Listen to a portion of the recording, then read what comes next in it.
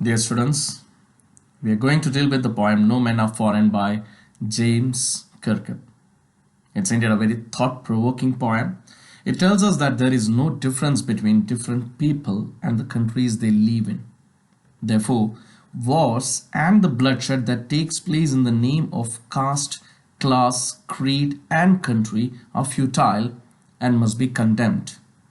The uniforms worn by people in different parts of the world may be different, but the bodies beneath them are the same. The earth that one walks upon is the same for all people from different countries. All will one day or the other day die and return to earth only. People in every part of the world get the sunshine, air and water in equal measures. They too prosper during peace but have to suffer poverty and hunger during the war. They do the same jobs to earn their livelihood. They are built just like us and sleep or wake up in manner similar to us. They too can be won over by love, thus human life is the same in every part of the world. So in this way the poem gives us the message of mutual and peaceful coexistence and warns us not to fight or hate others. We'll move further into the detailed explanation of the poem stanza-wise.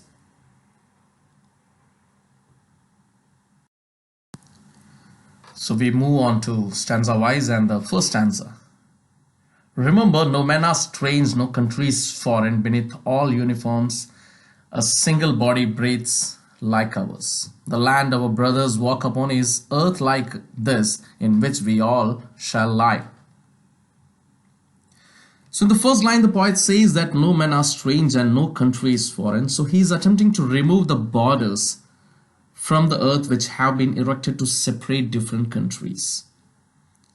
Then only no country will be foreign. We will feel every country as our own land when there will be no borders. Everyone will be free to move around. The poet wants to say that the entire earth is one and all the people who live on this earth belong to one human race. Then he says that inside the uniforms worn by soldiers of different countries, the human being is the same. God has made all of us in a similar way, all breathe in the same way. Then he says that all the soldiers are our brothers. We all walk upon the same Mother Earth, and upon our death shall lie in the grave in the same earth. Let's move on to the second stanza.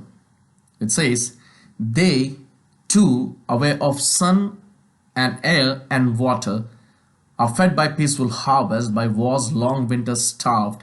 Their hands are ours, and in their lines we read a labor not different from our own. The term they refers to those people who belong to other countries.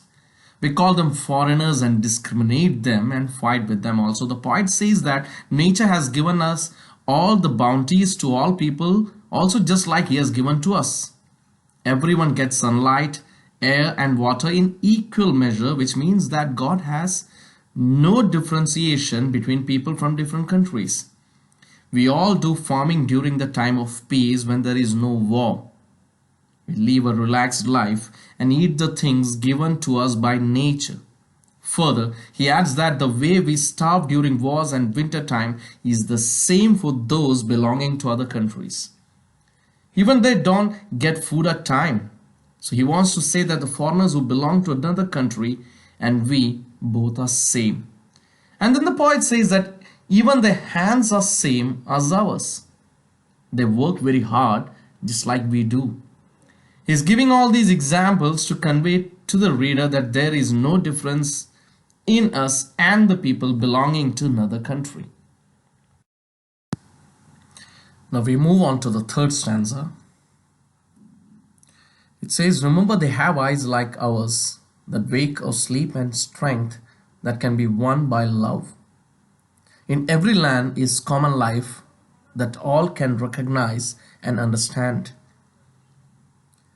The poet asks the reader to remember something. He says that we should keep in mind that the people of another country whom we think to be our enemies have been bestowed by God with similar appearance like us. God has given them eyes like ours, which open when awake and close when we are asleep. Similarly, He has given them strength which we can win through love. Then He says that in every country, in every land, there is one common thing, that's life. Life means all the things that are living. And if we can recognize them, and if we can understand their feelings and realize that they are like us, then there will be no fights or wars between us. Let's have a glance on the fourth stanza. It says, let us remember whenever we are told to hate our brothers, it's ourselves that we shall dispose, betray, condemn. Remember, we who take arms against each other. Here the word disposes means deprive. The poet says that we should remember that whenever someone tells us to hate a person from another country, to think him as our enemy, whenever we think someone to be our enemy, then we deprive ourselves, we cheat ourselves, and we condemn ourselves. He says that we should stay away from such negativity. We should not consider anyone to be our enemy. During a war, both the parties must bear the loss. And that's why the poet says that war is not our favor. He says that whenever we pick any weapon against someone, we should remember one thing, that it's against us. Now we move on to the final stanza of the poem. Is the human earth that we defile, our hells of fire and dust outrage the innocence of air that is everywhere our own. Remember, no men are foreign, no country is strange. What the poet is trying to say is we should keep in mind that whenever we pick weapons against any person, as mentioned before, we make the earth dirty, because weapons kill people and their bodies which fall on the earth make it dirty. Whenever war happens, it leads to a lot of bloodshed, fire and death. These dead bodies accumulate on the earth and it makes it impure. The fire of war which erupts, the smoke which comes out, the dust which fills the air is so dirty that it pollutes and outrages the purity of the air. With all these things, the poet wants us to give us a message that we should not indulge in any war. Finally, he ends the poem by writing the first line in reverse and saying that remember, no men are foreign, no country is strange. It's a wonderful poem depicting the present situation of the world, trying to spread brotherlyhood, manliness, and throw away narrow-mindedness, selfishness, desire, greediness, and just spreading the message of brotherlyhood and peace. So I hope you all will get some message from this particular poem, and being the upcoming generations, you could uphold these good qualities in you and consider each and every one as your own, so that there will be only peace and harmony everywhere.